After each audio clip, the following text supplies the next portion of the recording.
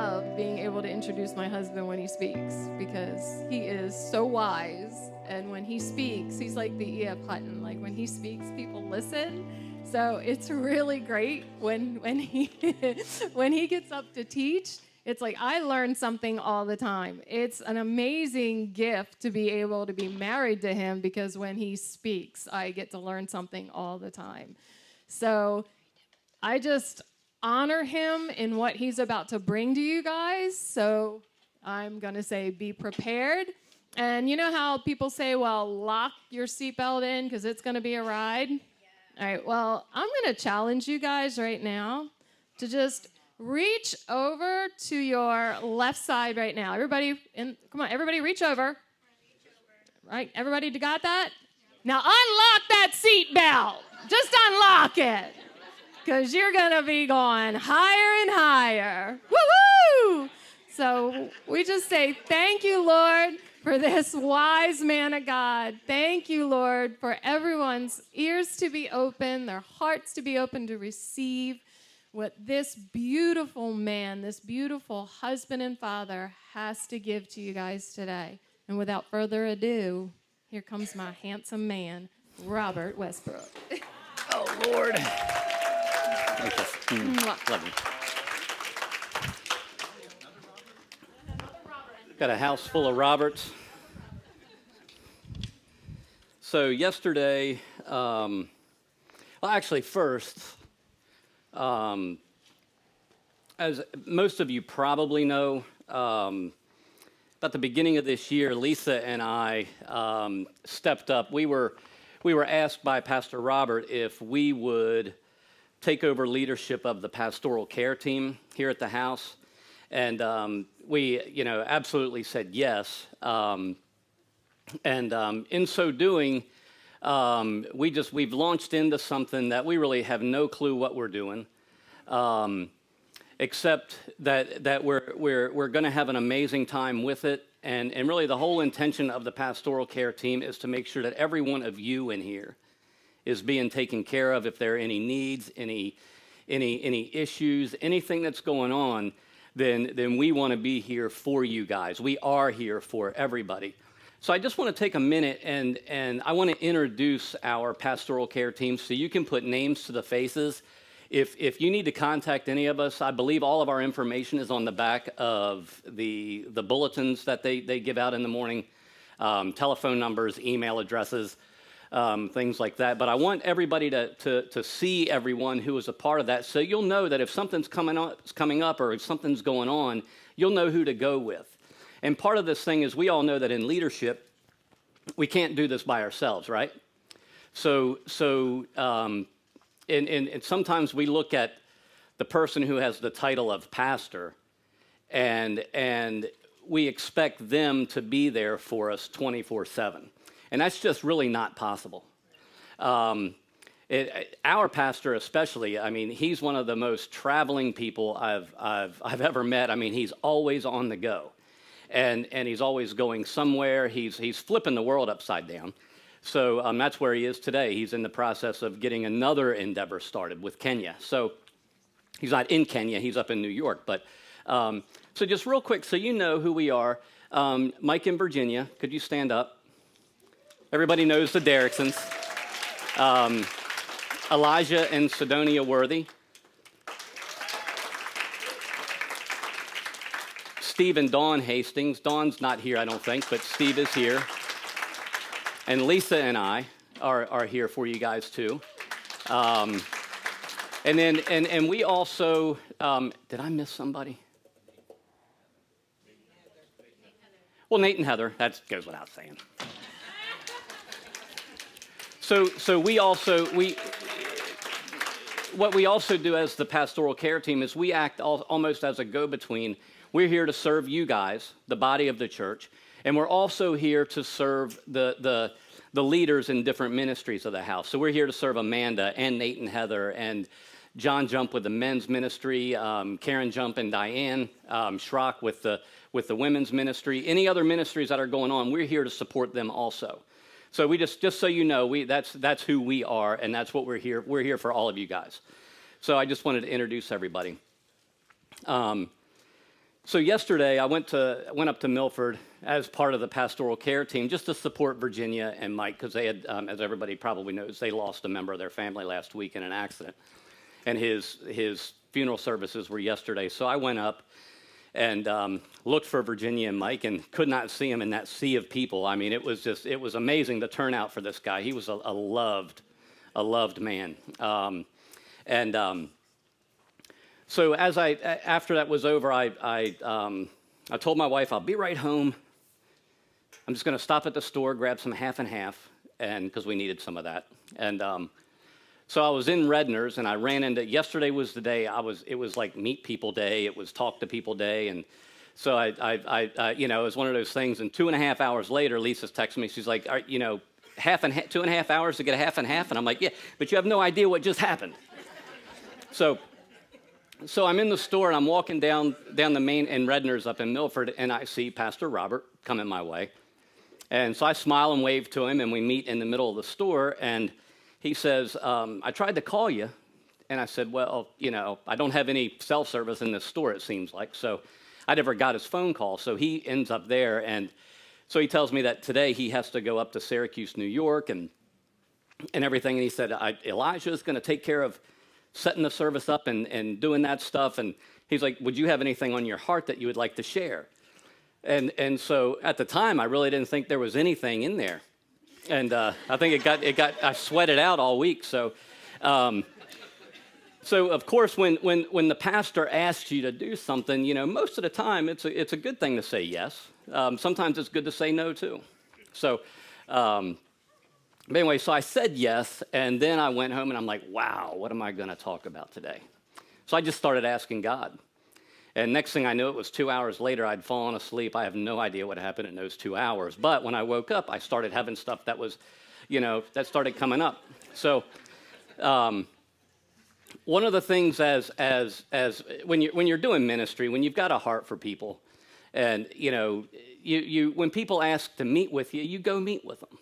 And Lisa and I, our heart really is for that 20-something to 30-something age group, and the people who are in transition, because most of the time that seems to be the group of people that gets lost in the church.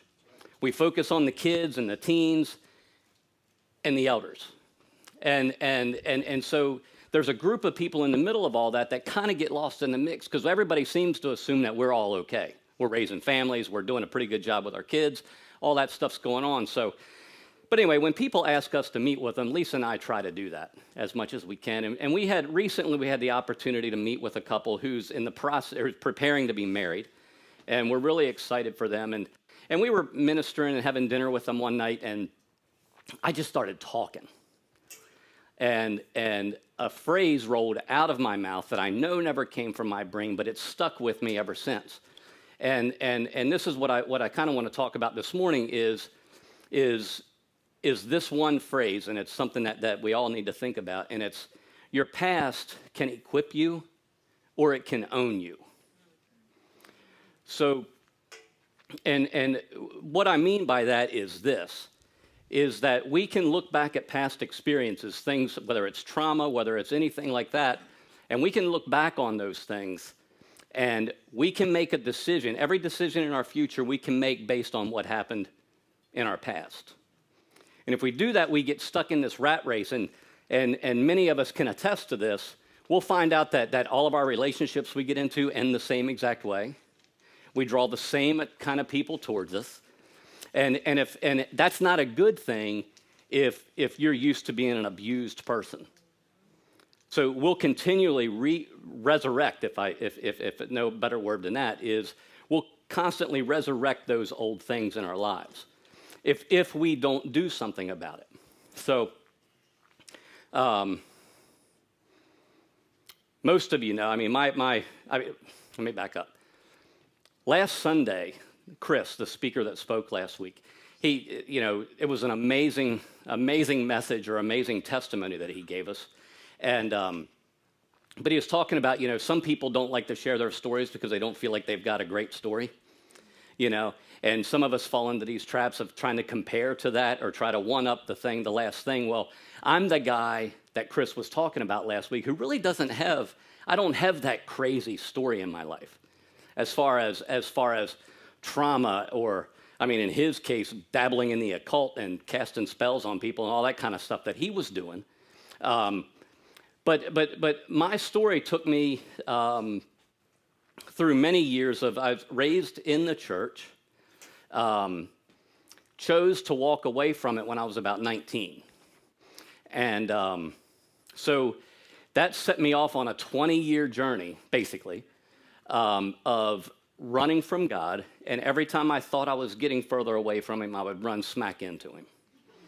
And it was pretty frustrating because I did everything except renounce my Christianity.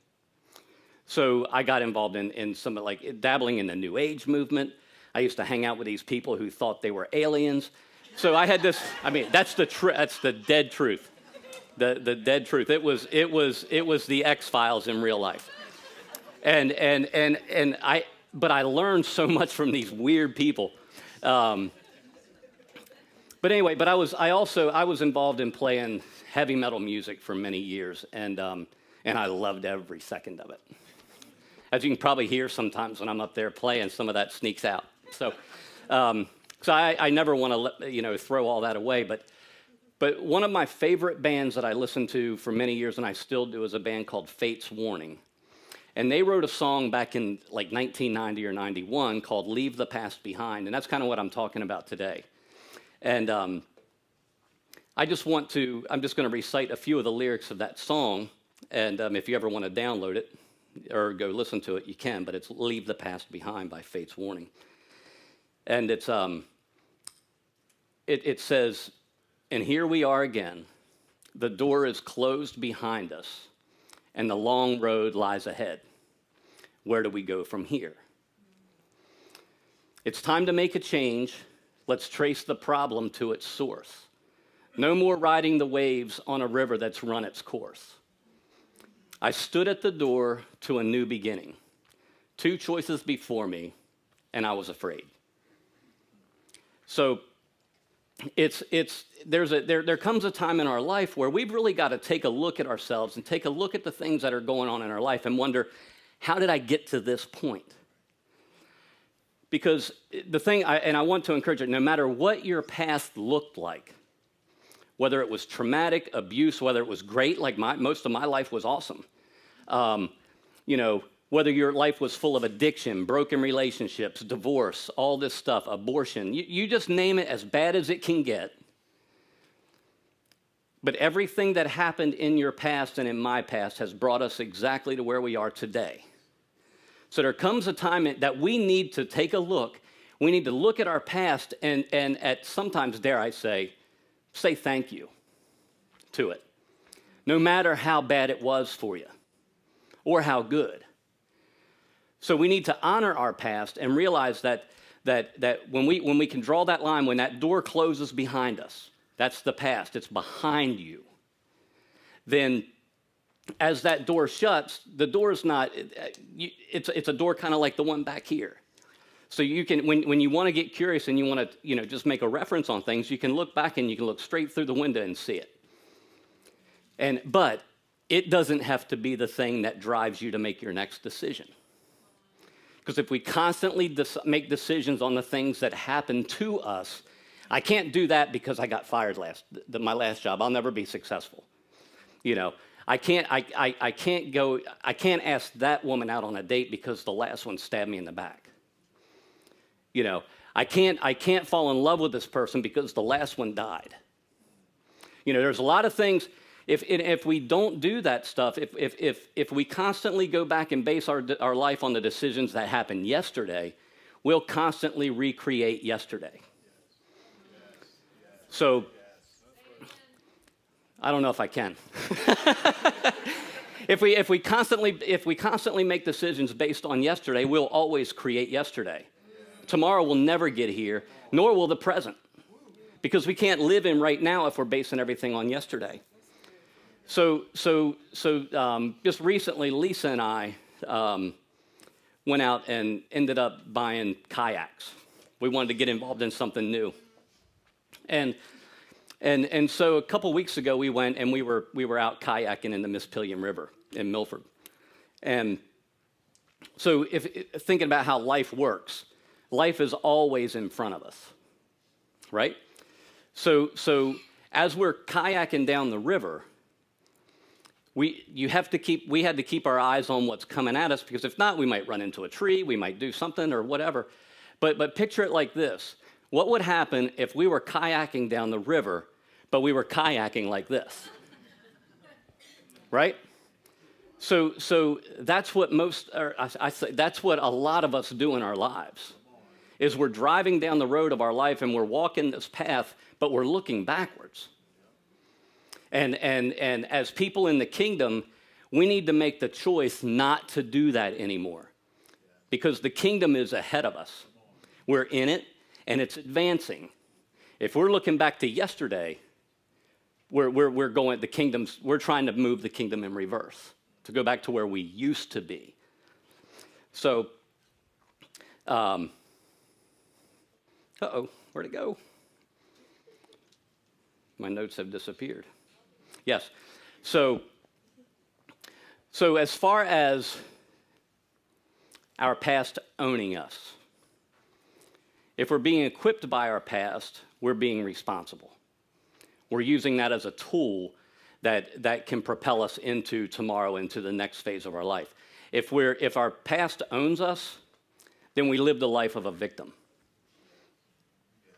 And years ago, I was in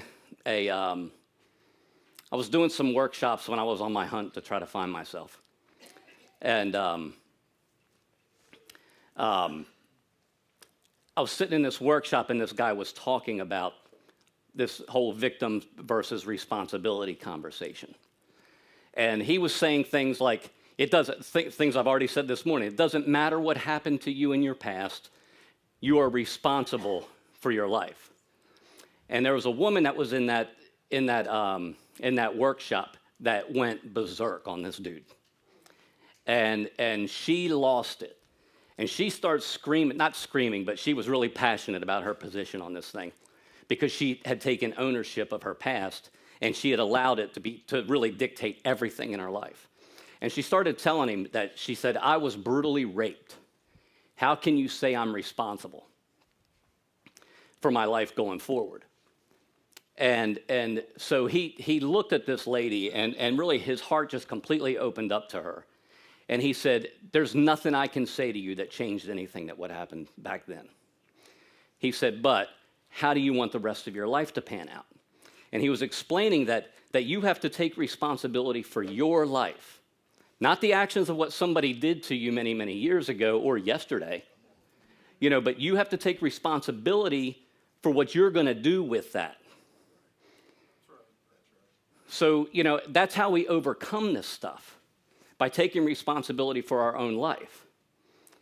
So that's a word of encouragement to somebody here today. Many of us choose to stay stuck because it works for us. And when we stay stuck in this stuff, that's the game we start to play, and we can use that to serve our own agenda. So I see it all the time. I've lived it. I've done it. All of us probably have it some sort of, at some time or another. But really, in the kingdom sense, so many people are missing out on what Father has for them because they're allowing something that happened in their past hinder them from experiencing their destiny. So when we see people repeating bad patterns over and over again, you can tell that their past owns them. So each of us has something to overcome. For me, the biggest thing in my life that I've had to overcome is fatherlessness. So I came in from about a year and a half old. I don't remember this. My mom's here today, so. It's an honor. I mean, it's an honor that to have her come to hear me, But she's experienced all this stuff. that I experienced because I'm the one that did it. And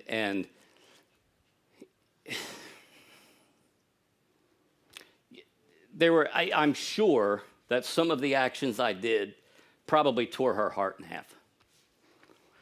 And leaving home, really voluntarily separating myself, estranged, that was my choice.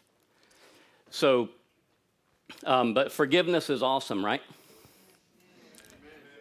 And forgiveness is the key to overcoming our past.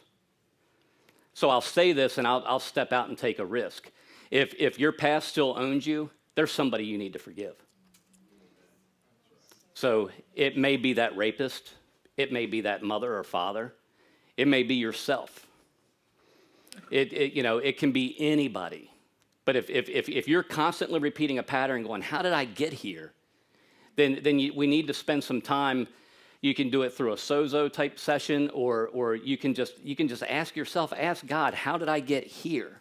Why am I in this again? Why am I in this again? Why did this just happen again? There must be something wrong with me. Why do I keep attracting these type of men or women in my life? God is faithful enough and honest enough and loves you enough to show you exactly why that's happening. And if we can trust him, if we can trust to hear his voice, if we can trust ourselves that that's his voice speaking to us, because here's a side note, if you're hearing something in your head that says you're a piece of dirt or that you're not worth anything, that nobody loves you, guess what? That's not God. That's deception. So in Romans it says, I believe it's Romans 8:1, there is no condemnation for those who are in Christ Jesus. There is no condemnation. Regardless of what you've done, if you've hurt somebody, if you've done anything, if somebody has hurt you, you're not condemned if you're in Christ. But forgiveness is the key. So sometimes you have to forgive yourself. And other times, and sometimes more painfully and more difficult is it doesn't mean you have to go to the person face to face. But when we forgive people, we're actually releasing them from a debt that we're holding over them. You owe me. So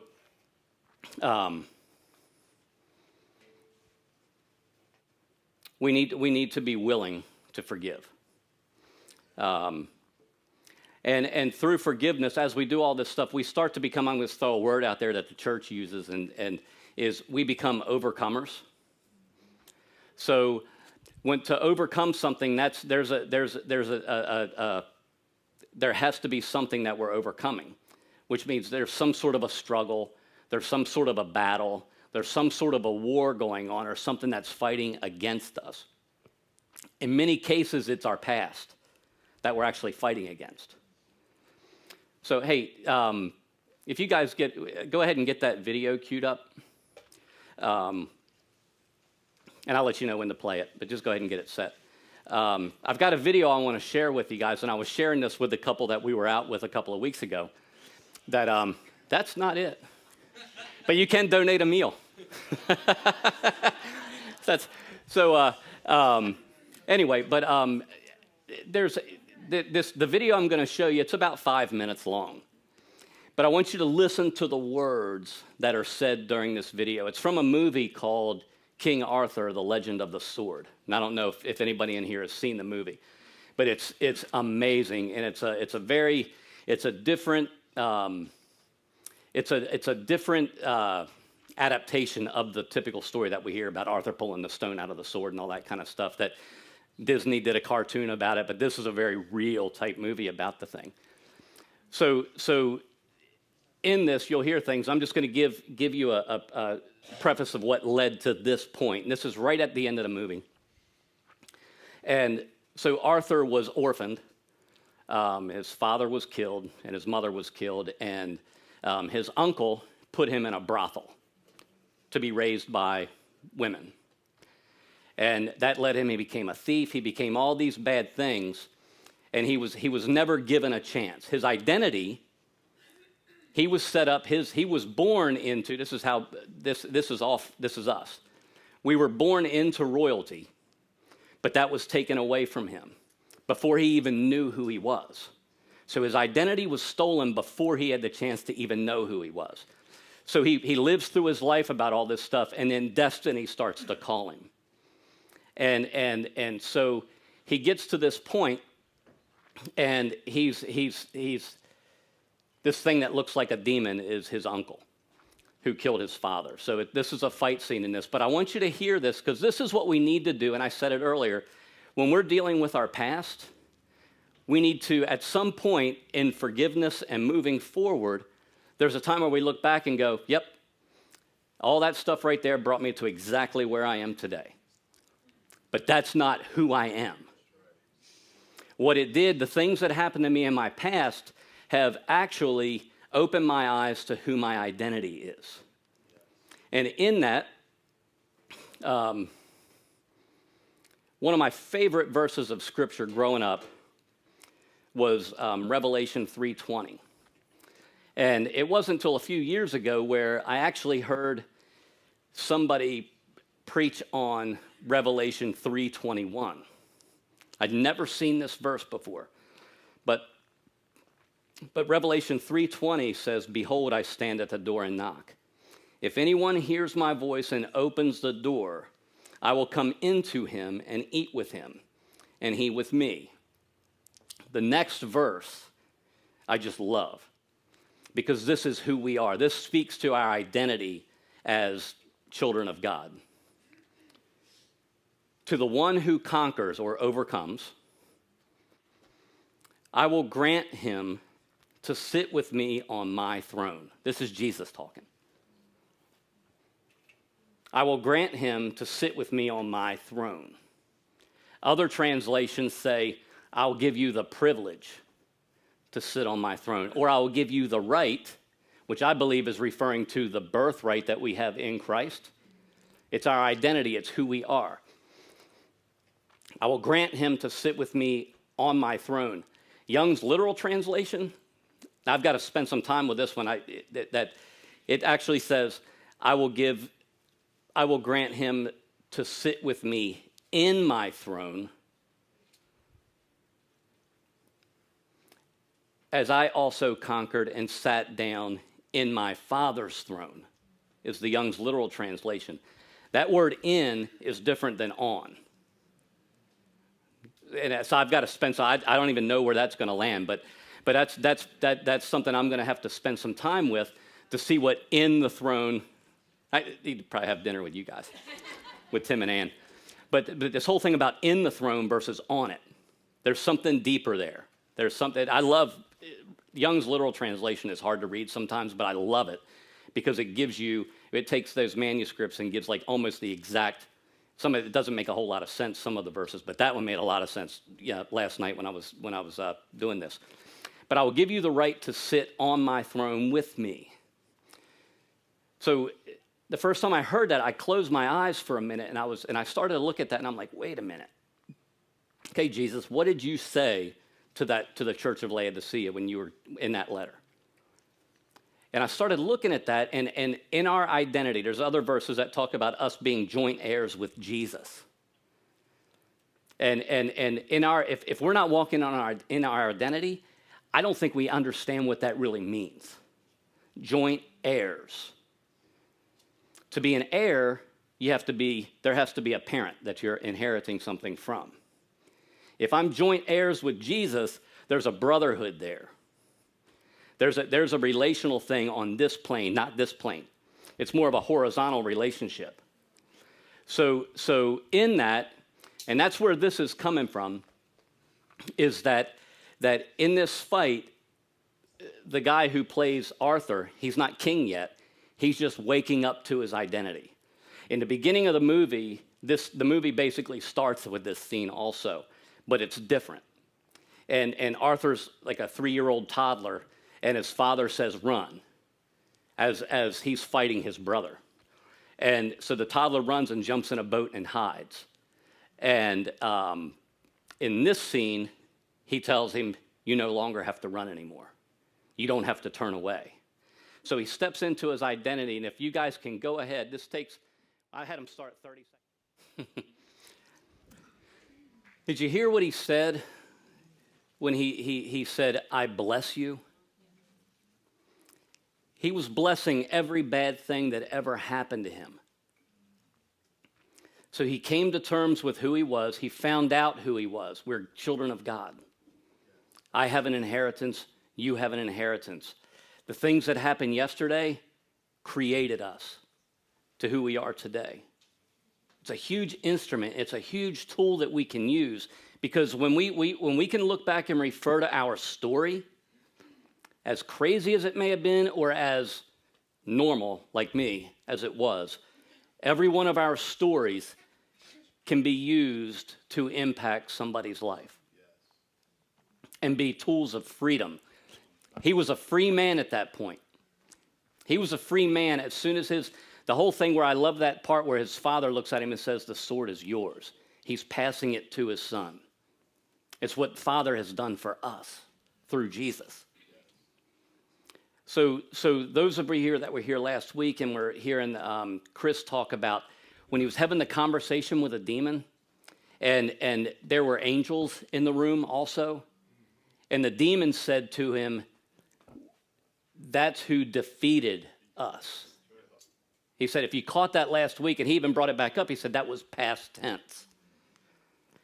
When Jesus died and was put in the grave and spent 3 days, he took care of everything that we needed to have taken care of. So we spend a lot of time giving our past, giving deception, actually giving an entity that's already been defeated the power to dictate the rest of our lives. We put that power into something that's defeated. The power of deception is ours. That's my mind. It's my mind. The lies that start to creep into my mind. Where Paul talks about taking your thoughts captive. He's really saying be responsible for what you do with the thoughts that run through your head. Be responsible. Take that thought captive. I want to punch that tourist in the face. Take that one captive. Right? You know, there are things that a lot of us, right? Especially those of us that work in the roads and you set cones up and signs and people still drive through them and almost, Mike knows what I'm talking about.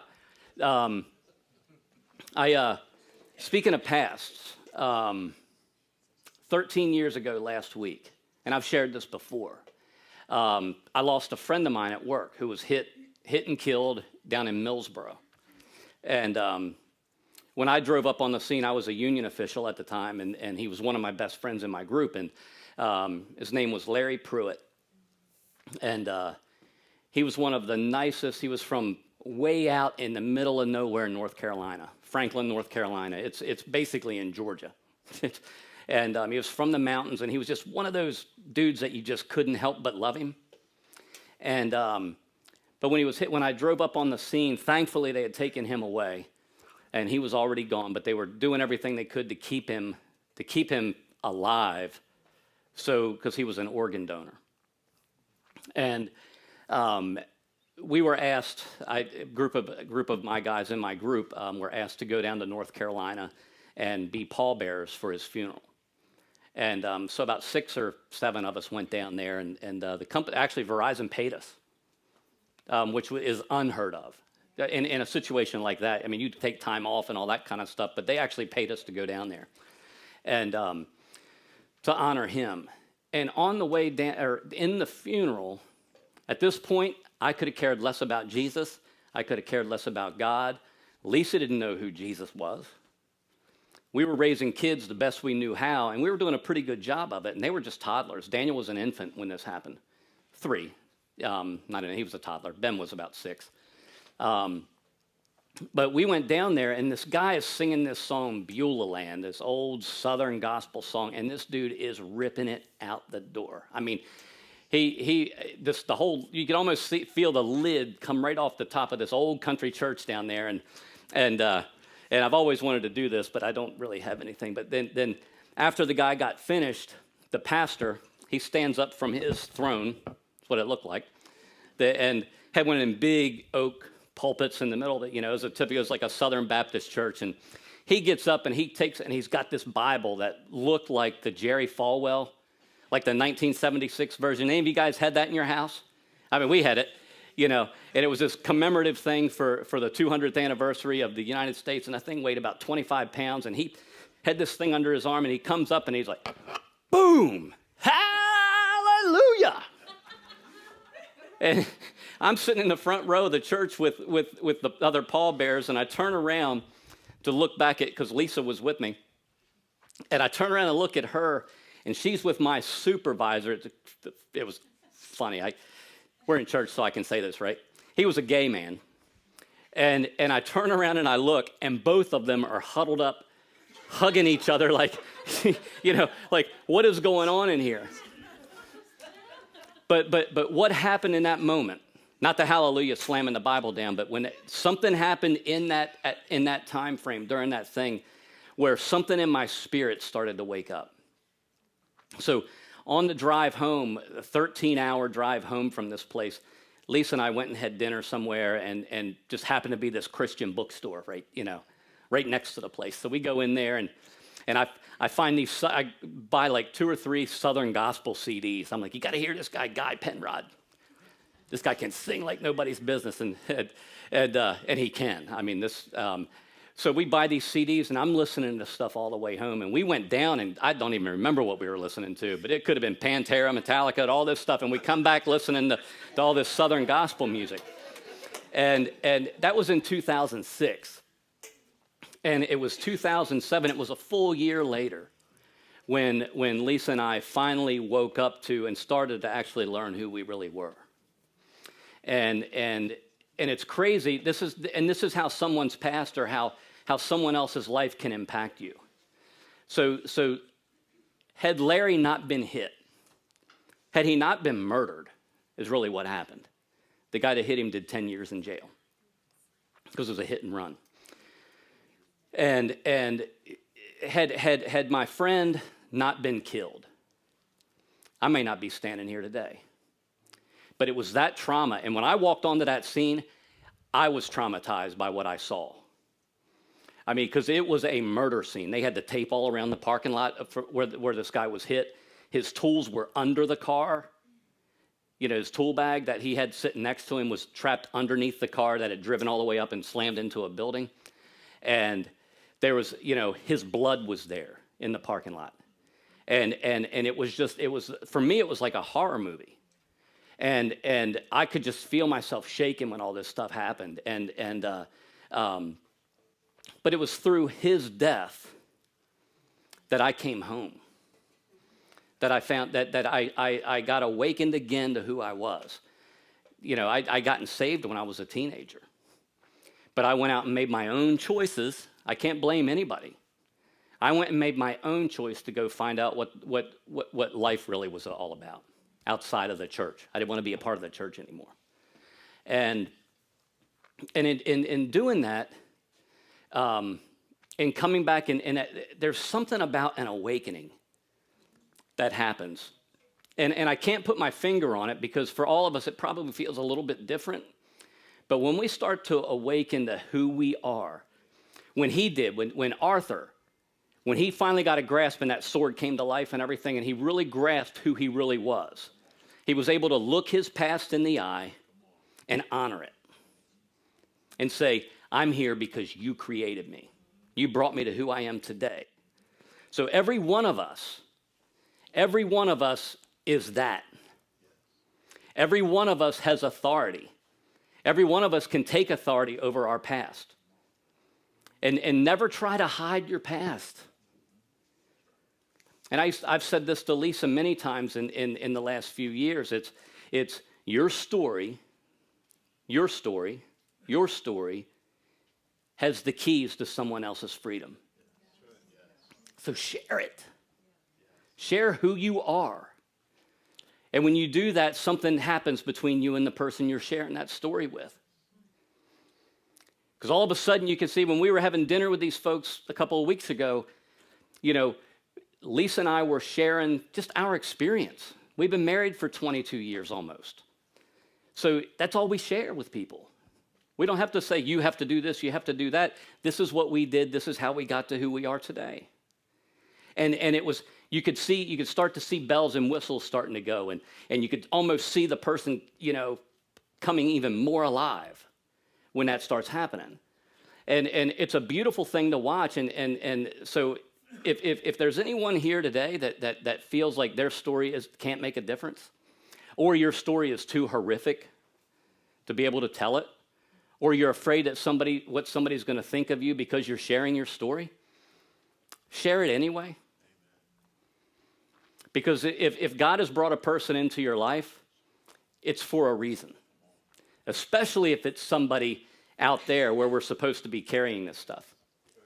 Because somebody will show up. It happens all the time with me.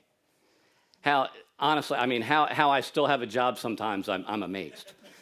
Because they're it's a good thing about working by yourself when you're out there,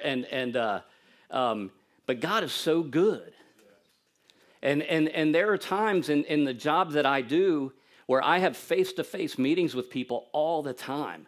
And every single one of them people, it almost without fail, it's 2 or 3 times a week, somebody just wants to tell you their story. That's at least for me. It happens all the time. And I used to be kind of weirded out about this thing. And I'd be like, why are you telling me this? You should go set an appointment with a shrink, But there was one that jumped out in particular was a guy who, through cutting the story really short, he wanted to kill his ex-wife, literally. He had been married to her for almost 40 years. She broke up with her boyfriend to be with him 40 years previous. They get married. They have this life. I don't remember all the details, but 40 years, fast forward 38 years or so, she dumps him and goes back to her high school sweetheart. So this dude was mad. And it had just happened. It was within the last year or something when I encountered this guy. And he told me, he goes, if I see her, I will kill her. And he was one of those motorcycle bike guys and had the bandana around his head, and I believed him. So I'm like, well, okay, God, don't let her come here, especially not while I'm here. So, because I don't want to be an accessory or anything like that or have to testify. But so he takes me out he goes, I want to show you something. So he takes me out to his garage, and there's this like Triumph motorcycle he was putting it back together because he had wrecked it. And so he and we just start talking, and he's sharing this stuff about I was just connected with his heart. And the conversation got to a point where the Lord spoke to me, and he gave me this word for this guy, and I went, no. I can lose my job for this. And because when you're working for someone, if a customer complains about something you may have said to them, sometimes the company I work for, they don't ask questions. They just see you, So I'm in this guy's garage, and so I'm like, okay. And of course, I'm hearing the conversation. I've got this other thing going on. He's speaking to my head. God's speaking to my spirit. And I'm going, okay, what am I going to do with this guy? So finally, I said, so God says, tell him. I said, okay, here we go. So I said, you know what you need to do? And he goes, what? I said, you need to forgive her. And so the whole time I'm like, he might kill me now. Because he looked like he could. This dude, he was a bad looking dude, man. And so I said, you need to forgive her. As soon as I said it, it was like something came into that garage and just cut him right to the core. And here's this guy, this motorcycle riding dude, that's now bawling his eyes out in front of me. And I'm like, oh my God, what have I done? And I'm like, all right, God, I trust you with this one because if I make a grown man cry at work, he could really, but nothing ever happened. So stepping into this pastoral care thing that Lisa and I have done and to work with some amazing people here, to partner with you guys to be able to minister to the rest of our body is an honor. And it's one of the things where as God increases our capacity to love.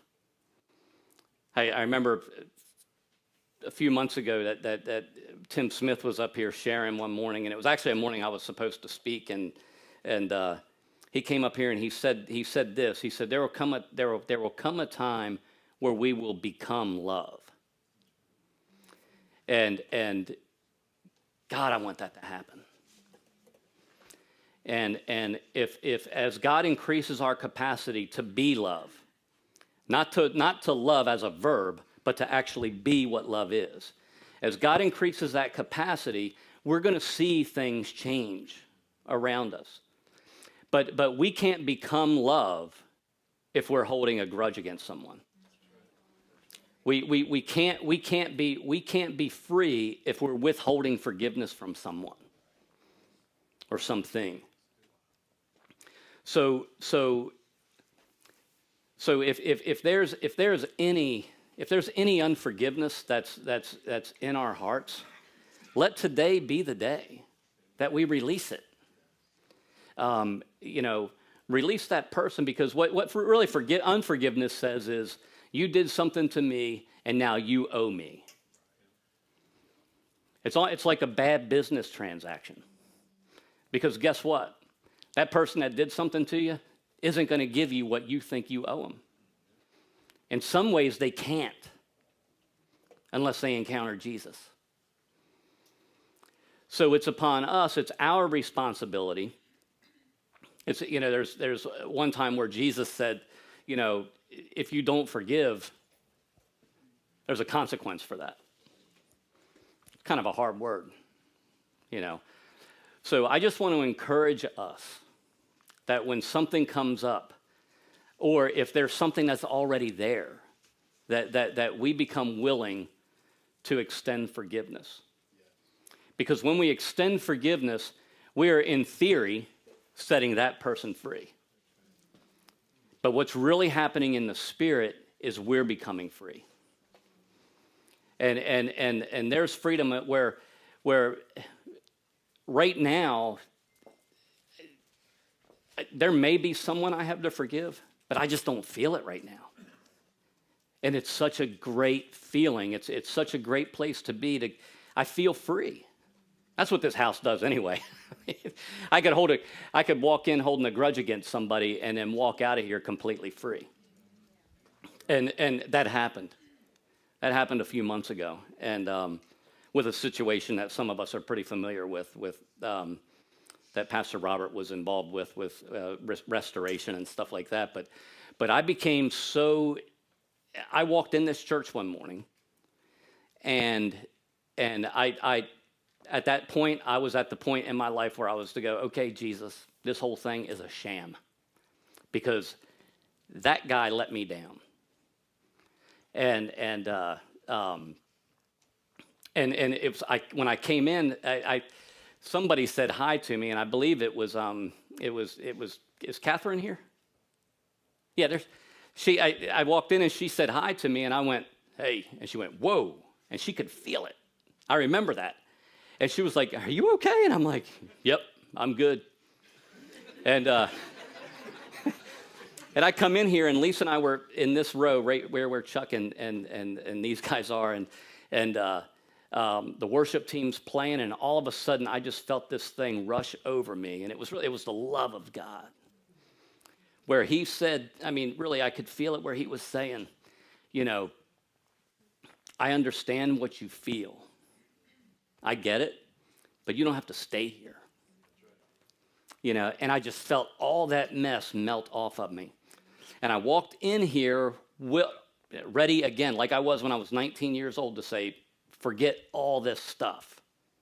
Because if that's happening in the kingdom, then I don't know if I want to be a part of the kingdom. And I walked out of here and had Pastor Robert come up and say, hey, you want to speak next week? And I was like, okay, that's weird. That was months ago. Anyway, gosh, that's what I had, I guess. I think I'm good. So I hope that landed with somebody,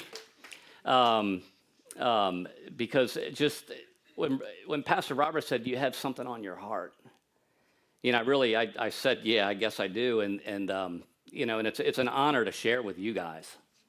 I mean, it's a place of where we're all family here.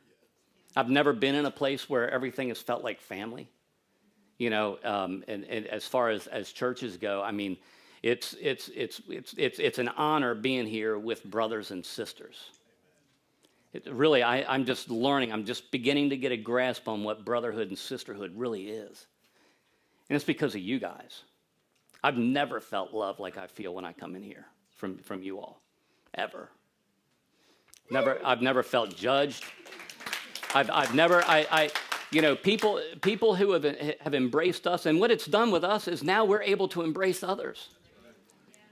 When new people would come in, I would be like, yeah, I've got my hands full with still trying to get to know these folks. Stay over here. So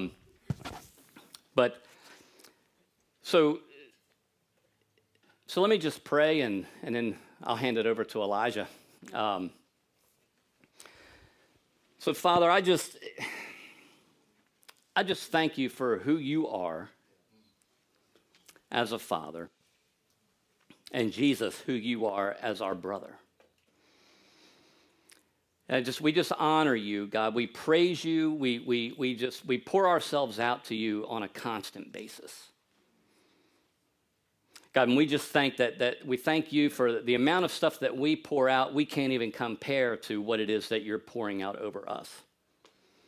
God, and I just ask that anyone here that's withholding forgiveness from someone, God, I just ask that you just speak to them in the way that only you can speak, to say it's okay and it's safe to release that person. God, that we don't have to constantly refer to yesterday to discover what tomorrow has for us. We can walk into tomorrow clean and fresh every morning. So God, we just give you this time, Lord. We just ask that you redeem it. That any things that come through my scrambled mind, Lord, I just ask that you just bless it, Lord. That your anointing is on it.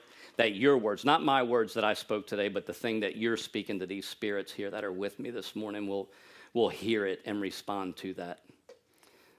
We just thank you for all things, Lord. In Jesus' name, amen.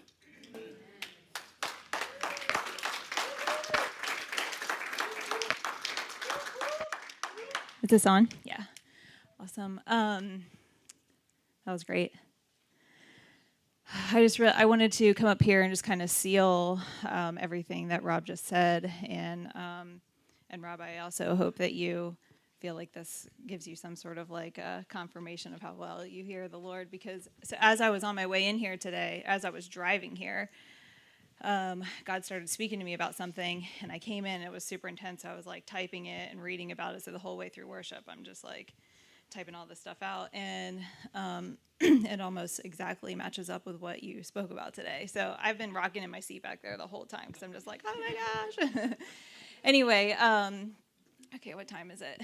This might take me a few minutes to get through, but I really feel like it's important because I feel like God is really wants this to be noticed by all of our hearts and all of our spirits today.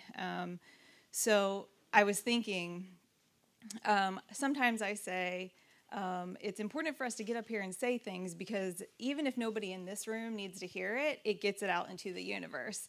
And what I mean by that is, I don't know if any of you have ever seen the Pirates of the Caribbean movies, but I think it's the second or the third one, There's one of the pirate ships where they can summon the Kraken, who's like the giant beast that lives under the sea. And so they'll do this thing where they say, release the Kraken. And so they have this gigantic like wooden thing in the middle of the boat, and they crank it, and it comes up, and then whoo, like slams into the bottom of the boat and sends a ripple effect through the entire ocean, so that wherever the Kraken is, he can feel it and he knows to come. And so I always imagine that this place, whenever we release stuff, it releases a rhythm through the universe that the enemy is like, that for one, the enemy is just like, uh-oh, they're getting it. But also, I believe it releases things into the spirit for the kingdom to just keep moving forward. So I think that today is one of those days, like this particular message is like a we don't need to release the Kraken, but you get the point. We're releasing something today. So the theme of it is this. And anyway,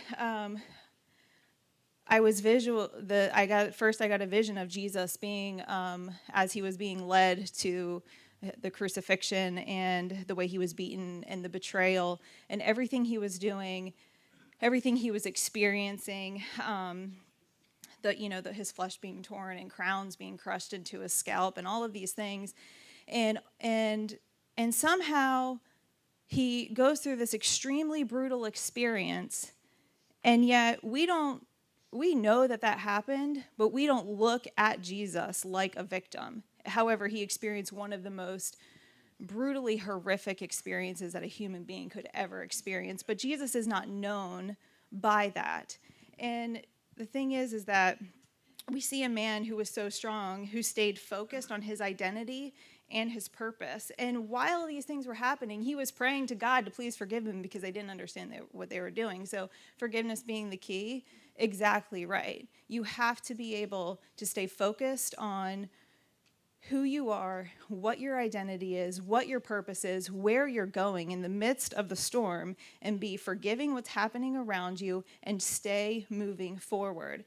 And when Jesus did complete this part of, he went through the death and he was resurrected, he rose from the dead, and he was only on earth for a short time later.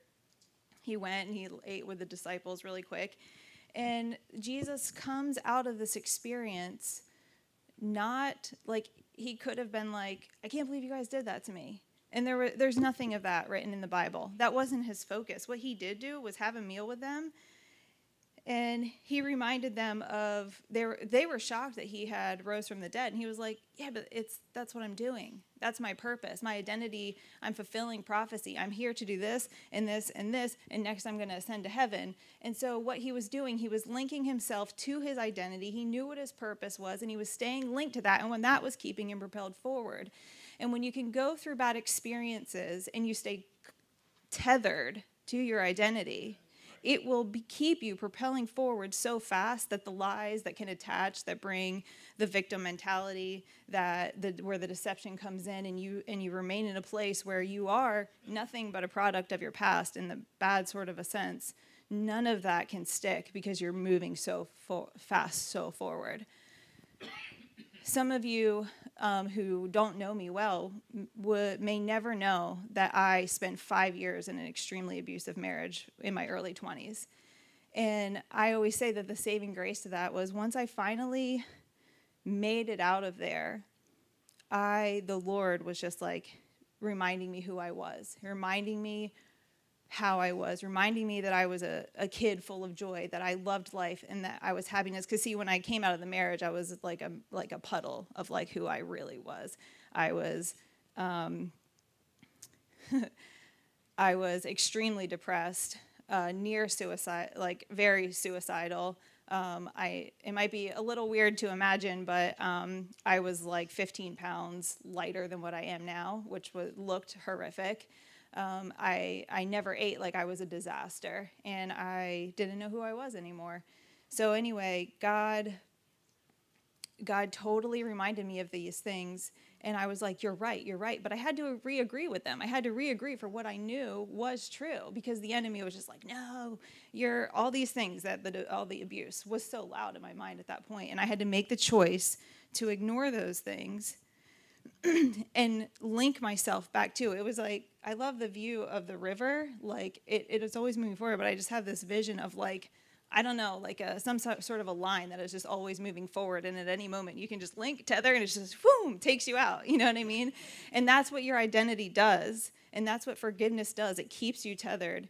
Your relationship with the Lord, to let him remind you of who you are and where you're going. And you can no longer, you will not be bound up to everything that's happened to you. My experience, I've been through a whole bunch of stupid stuff, but I own that mess. That mess is mine. That has no power over me. I decide where I'm going forward because I know what I'm supposed to be doing. I know that who I am is not a product of abuse and betrayal and slander, etc. And that's not what the Father has for any of you either. So anyway, I just wanted to get that out there. Can you come up here and just pray over this whole thing?